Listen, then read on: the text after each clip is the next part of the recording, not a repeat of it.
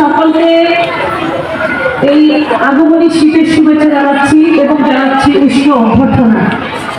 আজকে আসলে নিজেকে দুইভাবে প্রকাশ করতে ইচ্ছে করছে। প্রথমত আজকে আমি ভাগ্যবান, কারণ প্রত্যেকটা অনুষ্ঠানের সঞ্চালনা করার কারণে আমার কোনো বক্তব্য দেওয়ার সুযোগ থাকে না, সঞ্চালিকা বক্তব্য দিতে পারে না।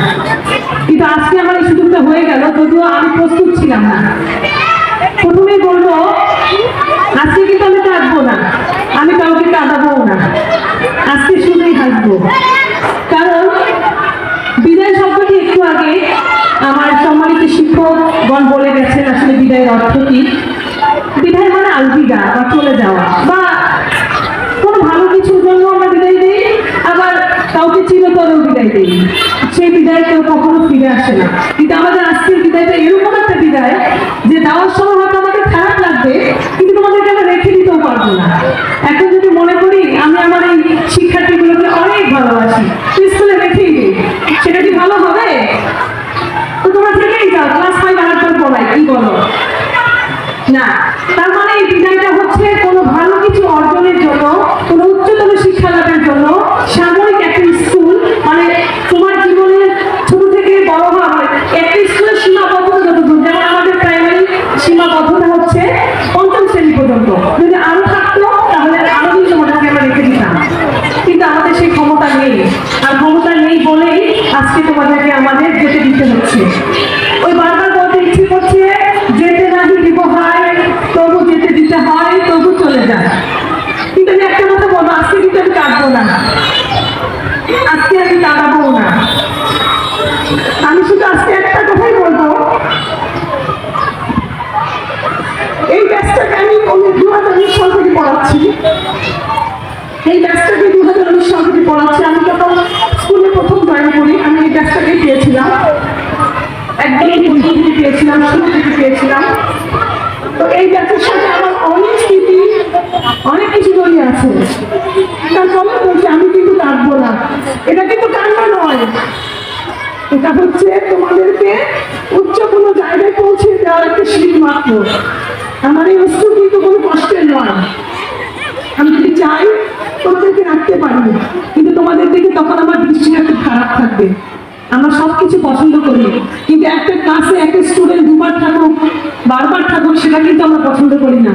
তখন কিন্তু সে ভালোবাসা থাকবে না। প্রাণের শিক্ষার্থীরা যেখানেই যাও, যেভাবেই যাও, মনে রাখবে প্রাইমারি যে এডুকেশনটা ছিল, এটা কিন্তু তোমার ফাউন্ডেশন। তোমাকে সবাই থেকে জাজ করবে, মনোহরী মডেল থেকে আসা। সে যদি 5ম শ্রেণীতে ভর্তি হয়ে থাকো, 4র্থ শ্রেণীতে ভর্তি হয়ে থাকো, তোমার কিন্তু নামের সাথে টাইটেল জড়িয়ে আছে। তুমি কোথেকে এসছো? তুমি মনোহরী মডেল সরকারি প্রাথমিক বিদ্যালয় থেকে এসেছো। এই স্কুলের শিক্ষকরা কেমন ছিলেন? এই স্কুলের শিক্ষাদান কেমন ছিল? এই স্কুলের ডিসিপ্লিন কেমন ছিল? এই স্কুলের প্রধান শিক্ষক কেমন ছিলেন? সবকিছু তোমার সমাজের সাথে জড়িয়ে আছে। এখানে তোমরা যা কিছুই করেছো, আমরা কিন্তু তোমাদেরকে কোনো ট্যাগ লাগাই নেই, ওখানে কিন্তু ট্যাগ লাগিয়ে দেবে যে মডেলের শিক্ষার্থীরা আসছে, কিছুই ম্যানারিজম শেখে নাই। অ্যাকচুয়ালি আমাদের বিভাগের অনেক প্রবলেম আছে, কিন্তু শেষ দিনে সেগুলো আমি আর বলবো না, কারণ সারা বছরই তো বললাম। সেই শুরু থেকে শুধু বলেই যাচ্ছি, বলেই যাচ্ছি, বলেই যাচ্ছি। আর কত? এবার নিজেকে ফুল স্টপ করা উচিত। শুধু বলবো যে বিদ্যালয়ে যাবেন, সেই বিদ্যালয়ের মাঠ, সেই বিদ্যালয়ের ক্লাসরুম, সেই বিদ্যালয়ের সংস্কৃতি, সেই বিদ্যালয়ের শিক্ষক, সেই বিদ্যালয়ের যত কালচার, সবকিছুতে নিজেকে এমনভাবে তৈরি করবে, তোমাদের সঙ্গে যেন ট্যাগ লাগে, তবে সেই ট্যাগটা যেন পজিটিভ হয়, সেই ট্যাগটা যেন আমাদের সম্মান বানিয়ে নিয়ে আসে। প্রান্তীয় শিক্ষার্থীগণ, তোমাদের জন্য বুকের কোথাও একটা চিনচিন করছে। সবচেয়ে ভালো লাগছে সকাল থেকে তোমরা আমাকে এতবার ফোন দিয়েছো বিভিন্ন মোবাইল থেকে। আসলে আমি এখন ছুটিতে থাকলেও আমার মন প্রাণ, আমি কোনো বিদ্যালয়ের জন্য এত কষ্ট কখনো হয়নি, এটা সত্য কথা। অনেক স্মৃতি আমার প্রিভিয়াস স্কুলের শিক্ষকরা শুনলে হয়তো কষ্ট পাবে, আমার অনেক কলেজদের জন্য খারাপ লেগেছে, কিন্তু বিদ্যালয়কে এমনভাবে ফিল আমি কখনো করিনি যতটা ফিল করেছে এই 3 মাসে। আমি যখন আমার বেবিকে নিয়ে এদিকে কোথাও যাই, আমার মনে হয় আমি দৌড়ে গিয়ে আমার কলেজদের দেখে আসি, আমার শিক্ষার্থীদের দেখে আসি। আমার মনে পড়ে যে আমি যখন মাঠে ঢুকবো, আমার শিক্ষার্থীরা মৌমাছির মধ্যে ছুটে আসে আমার কাছে, তখন নিজেকে শিক্ষক মনে হয়। আমি ক্লাসে একটা কথা সবসময় বলি, কি বলি, কারণ মনে আছে? একটা কথা আমি রেগুলার বলি, প্র্যাকটিস আমার কথা নয়, এটা ফ্রান্সিস বেকনের কথা। তিনি একজন